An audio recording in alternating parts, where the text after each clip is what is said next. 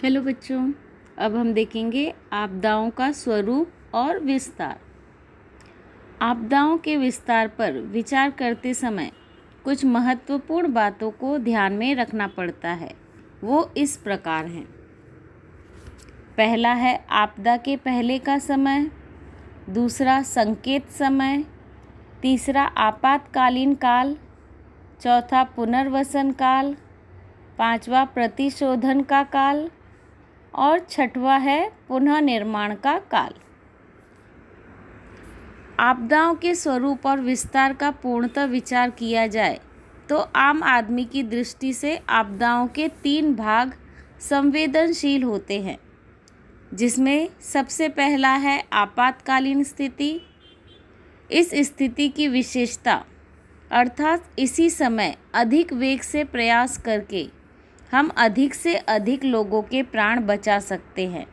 उसी में खोज और बचाव कार्य, चिकित्सकीय मदद, प्रथमोपचार, संपर्क और संचार व्यवस्था पूर्ववत करना, खतरे वाले क्षेत्र से नागरिकों का स्थलांतरण करना, ऐसी और अन्य कृतियों की अपेक्षा होती है। इसी समय आपदाओं का अनुमान लगाया जाता है। दूसरा है संक्रमणावस्था। इस स्थिति में आपदा कम होने पर आपदा निवारण या पुनर्वसन का कार्य किया जाता है, जैसे ढेर को हिलाना, पानी के नल ठीक करना, रास्तों की दुरुस्ती करना आदि, जिससे जनजीवन पूर्व स्थिति में आने के लिए मदद होगी। आपदाग्रस्तों के पुनर्वसन करने का कार्य यह इस योजना का महत्वपूर्ण अंग है। सामान्यतः ऐसे नागरिकों की अलग अलग संस्थाएं धन अथवा अन्य प्रकार की मदद कर सकती हैं।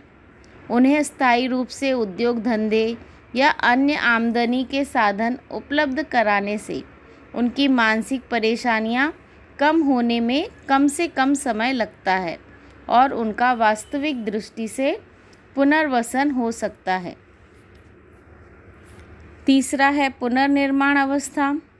यह अवस्था अत्यंत कठिन स्वरूप की है, क्योंकि उसकी शुरुआत संक्रमणावस्था में होती है। इस काल में नागरिक अपनी इमारत का पुनः निर्माण, रास्ते, जल संसाधनों की व्यवस्था आदि शुरू करते हैं। कृषि व्यवसाय पूर्ववत शुरू होता है। फिर भी पुनः निर्माण का कार्य पूरा करने के लिए काफ़ी समय लगता है। आज तक पृथ्वी ने अनेक प्राकृतिक आघात सहन किए हैं। उनका वर्णन सुनकर मानवीय मन स्तंभ हो जाता है। इनमें से बहुसंख्य आघात अथवा आघात से निर्माण हुई अभूतपूर्व परिस्थिति अधिकतर एशिया महाद्वीप और प्रशांत महासागर के परिसर में हुई है। ऐसे आघातों के कारण पृथ्वी और सजीवों का अतुलनीय नुकसान हुआ है।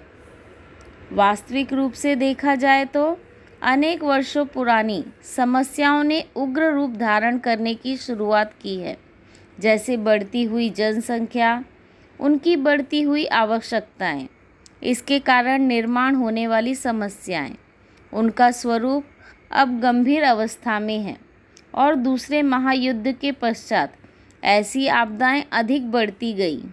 सामाजिक विषमता, वित्तीय विषमता, आनुवांशिक तथा धार्मिक प्रथा, ऐसे अनेक कारणों से देश में अशांति का वातावरण निर्माण होता है। आतंकवाद, अपहरण, सामाजिक संघर्ष, ये घटनाएं अब निरंतर घटित हो रही हैं। विकसित देशों में अनेक घातक रसायनों का उत्पादन करने अथवा उपयोग करने के लिए मनाही है, परंतु उन्हीं विषैले या मनुष्य के विनाश का कारण होने वाले रसायनों का उत्पादन विकसित तथा अविकसित देशों में खुलेआम किया जाता है।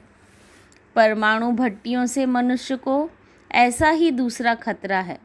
उदाहरण, रशिया में चेरनोबिल परमाणु भट्टी में विस्फोट के कारण किरणों का रिसाव हुआ। उसके दुष्परिणाम आज भी महसूस हो रहे हैं। इस परमाणु भट्टी का उपयोग सिर्फ बिजली निर्माण के लिए किया जाता था। आज के युग में अनेक देश परमाणु संपन्न हैं और इनकी असावधानियों के कारण किरणोत्सर्जन का खतरा बढ़ रहा है। इन सभी के कारणों से आपातकालीन व्यवस्था का महत्व सभी राष्ट्रों की प्रथम आवश्यकता हो गई है। इसकी आवश्यकता जैसे सरकार को है वैसे ही या उससे अधिक देश के नागरिकों को है, क्योंकि आपदाएं आने पर नागरिकों को बहुत तकलीफ़ों का सामना करना पड़ता है। अतः आपातकालीन प्रबंधन में सीधा जनसहभाग आवश्यक है।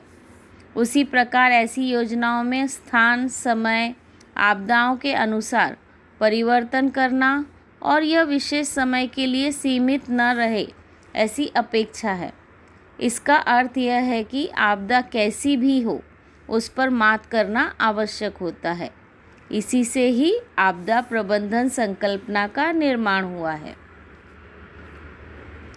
यहाँ 2014 में पुणे जिला की आंबेगांव तहसील में मालिन गांव के भूस्खलन होकर कगार ढह गई थी।